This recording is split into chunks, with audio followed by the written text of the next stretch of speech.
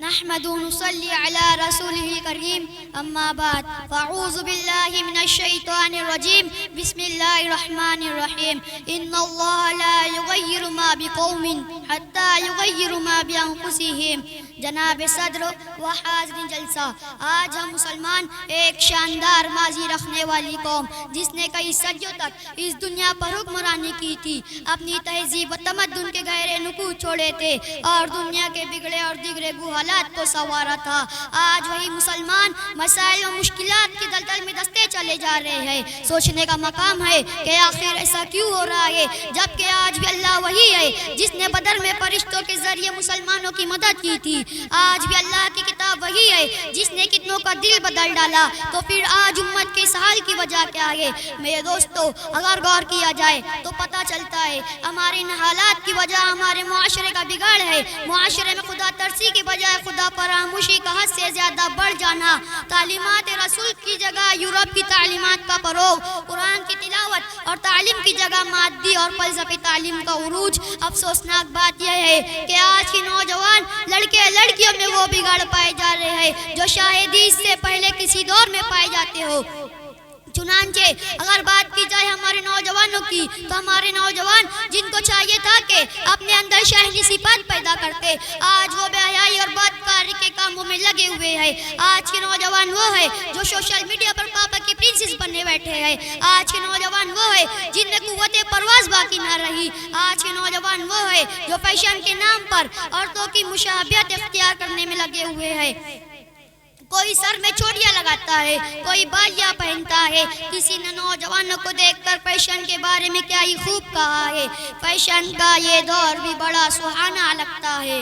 Fashion کا یہ دور بھی بڑا سہانا لگتا ہے، اچھا خاصا مرد بھی زنانہ لگتا ہے. اور پل بھر میں کیسے بدلتے ہیں نقشے، اور پل بھر میں کیسے بدلتے ہیں نقشے. اب تو ہر لڑکا شبانہ لگتا ہے. اگر بات کی جائے ہماری عورتوں کی تو ہماری عورتیں جن کو چاہیے تھا کہ اپنا نمونہ فاطمہ زہرا کو بناتی، مگر آج انہوں نے اپنا نمونہ سیریل میں کام کرنے والی بے حیا عورتوں کو بنا رکھا ہے.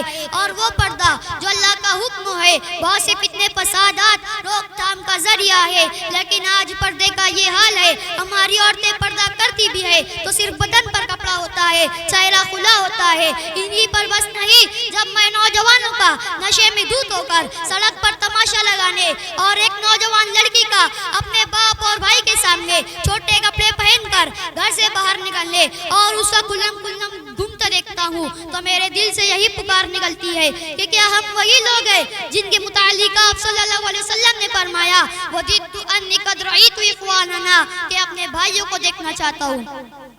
محترم سامعین، مجھے اور کہنے دیجئے، اگر ہم تاریخ کے اوراق کو پلٹے اور اسلاف کی زندگی کو پرکھے تو پتہ چلتا ہے ہم ہمارے اسلاف کے ہر عمل کے خلاف عمل کرتے ہیں. چنانچہ ہمارے اسلاف جو قرآن کو سینے سے لگانے والے اور ہم موسیقی کے ساز و سامان سے محبت کرنے والے، ہمارے اسلاف جو راتوں کو اللہ کی عبادت میں گزارنے والے اور ہم پوری رات گرل فرینڈ بوائے فرینڈ سے باتیں کرنے والے، ہمارے اسلاف جو اپنے بھائیوں سے محبت کرنے والے اور ہم جو اپنے بھائی کی ترقی دیکھ کر جلنے والے، ہمارے اسلاف جو نبی کی سنت اور اللہ کے حکموں پر اپنی زندگی میں اپنانے والے، اور ہم غیروں کے طریقوں پر چل کر برتھ ڈے اور اینیورسری منانے والے.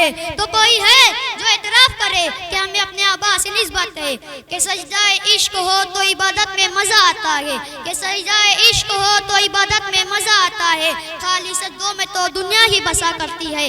لوگ کہتے ہیں ایک فرض ادا کرنا ہے، ایسا لگتا ہے کوئی قرض ادا کرنا ہے. تیرے سجدے تجھے قابل نہ کر دے مسلمان تو جھکتا کہیں اور ہے، سوچتا کہیں اور ہے. اگر میں واضح الفاظ میں بیان کروں تو آج ہماری آنکھیں اسلام کی دی ہوئی کھو بیٹھی ہے، ہمارے دل عقیدہ کے اشاروں پر دھڑکتے ہیں. اس لیے کہ اگر ہم اسلام کی قدر و باقی ہوتی تو آج ہم ہماری زندگی میں اللہ کی رضا کا حصول ہوتی. سنت رسول ہماری زندگی کا ایک اہم حصہ ہوتا ہے، ایک اہم حصہ ہوتی. میرے دوستو، اگر غور کیا جائے، اگر ہم اپنے معاشرے کو کامیابی سے ہمکنار کرنا چاہتے ہیں تو بڑے پیمانے پر اصلاحات کی ضرورت ہے، انقلابات کی ضرورت ہے اور تبدیلیوں کی ضرورت ہے. اور یہ تبدیلیاں ہمیں بذات خود انجام دینی ہوں گی، بذات خود انجام دینی ہوں گی، اس لیے کہ اللہ کا فرمان ہے ان اللہ لا یغیر ما بقوم حتی یغیر ما بانفسہم۔ آخر میں ایک شعر کہہ کر اپنی جگہ لیتا ہوں۔ خدا نے آج تک اس قوم کی حالت نہیں بدلی، خدا نے آج تک اس قوم کی حالت نہیں بدلی، نہ ہو جس کو خیال آپ اپنی حالت بدلنے کا۔ وآخر دعوانا الحمدللہ رب العالمین۔